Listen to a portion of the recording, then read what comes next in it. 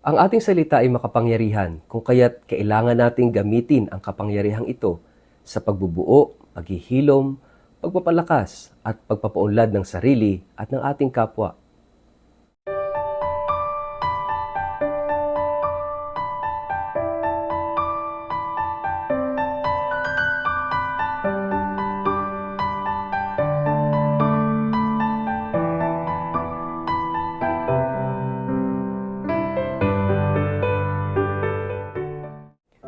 Ang mabuting balita ng Panginoon ayon kay San Juan.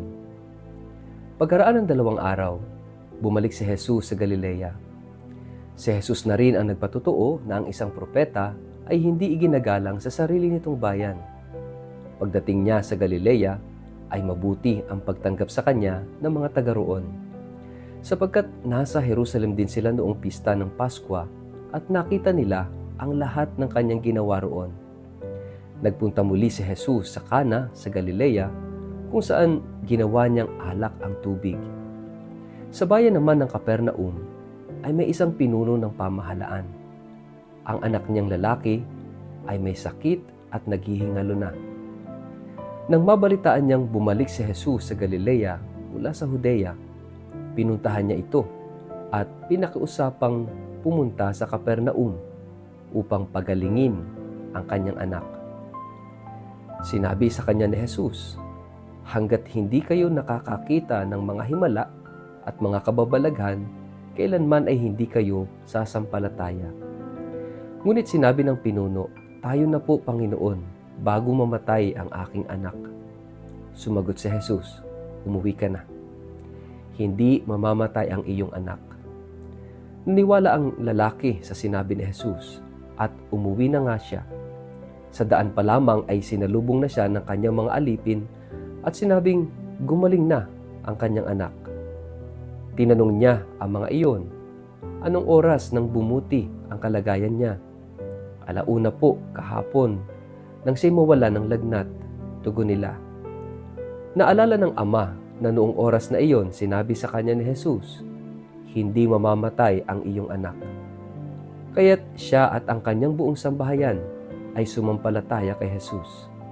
Ito ang pangalawang himalang ginawa ni Jesus sa Galilea pagkagaling mula sa Judea. Ang mabuting balita ng Panginoon.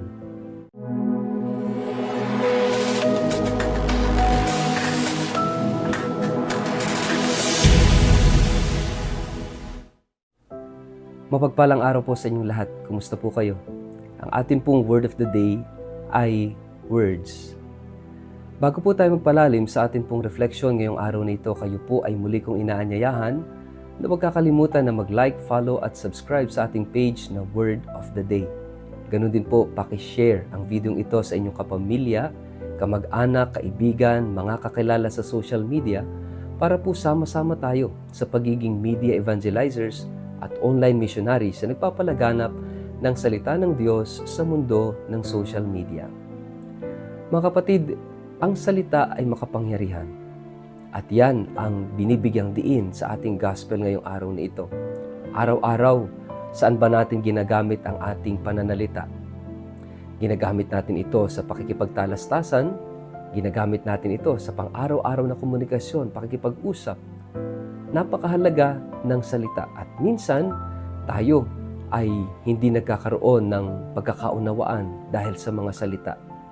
Sabi nga, lahat daw ng problema sa buhay natin is actually communication problem. Merong communication na hindi lamang gumagamit ng salita, kundi sabi nga, yung ating kilos, yung ating galaw is also a means of communication. Napakahalaga.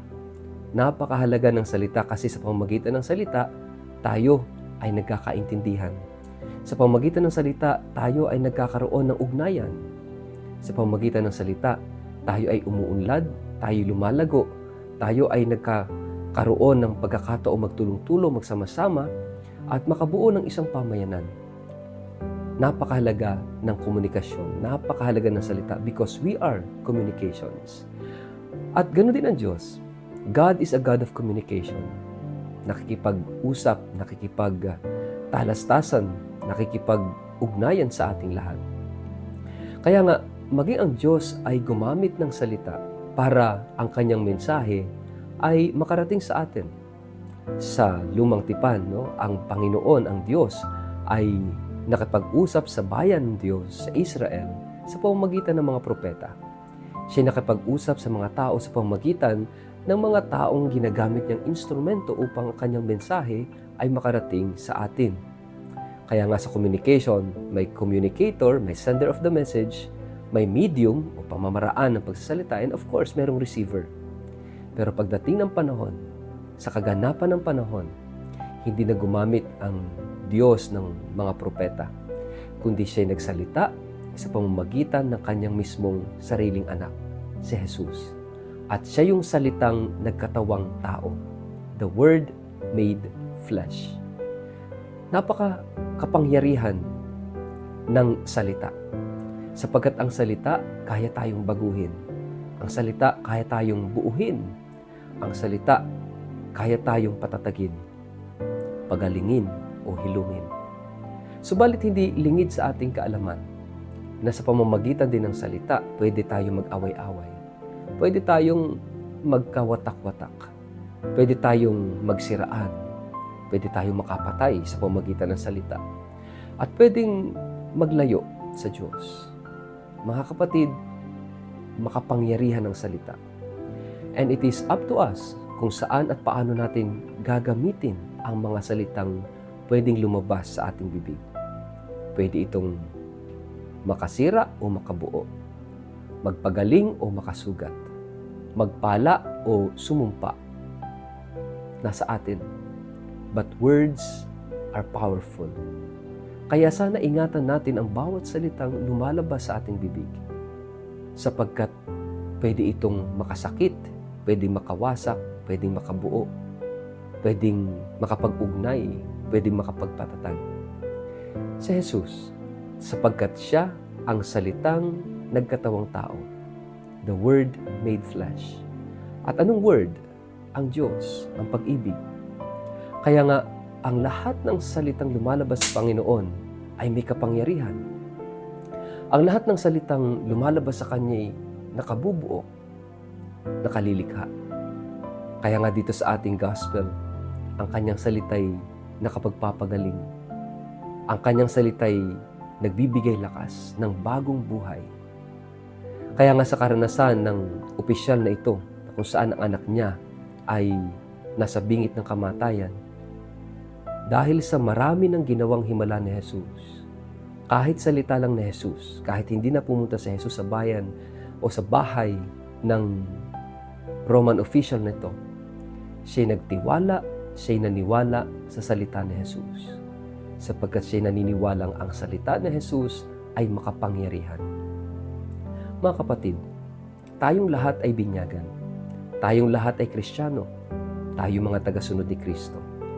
Which means, kahit yung salita natin, dahil tayo'y wangis ni Kristo, dahil tayo binyagan, dahil tayo Kristiyano, makapangyarihan ang ating salita. Kaya nga sana yung mga salitang lalabas sa ating bibig ay hindi salitang makawawasak at makasisira, hindi makasasakit at hindi makababasag, hindi makamamatay.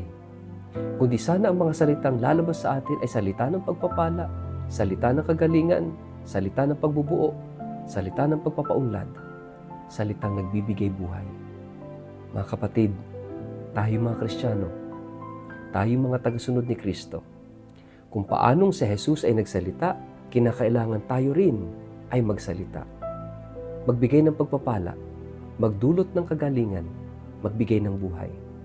Kapag tayo, sa pamamagitan ng ating salita, tayo nakasisira, nakawawasak, nakamamatay o nakapapatay, mga kapatid, hindi tayo tapat kay Jesus. Hindi tayo namumuhay na ganap na Kristiyano. Kaya nga, sana po, sa araw na ito, let us be mindful of the words na nagagaling sa ating bibig. Sana maging maingat tayo. Kung hindi lang rin maganda, kung hindi lang rin makabubuo, kung hindi lang rin makapagpapalakas, kung hindi lang rin salita ng pagpapala, kung hindi lang rin salitang bumubuhay, huwag na nating ibuka ang ating bibig. Huwag na nating hayaang lumabas ito sa ating bibig. Mga kapatid, let us use this power. Gamitin natin ang salita at kakayanang makapagsalita ng ayon sa kalooban ng Diyos. Katulad ni Jesus, siya'y bumubuhay, siya'y nagpapagaling, siya'y nagpapalakas, nagbibigay ng pag-asa, nagmamahal, nagbibigay ng bagong buhay.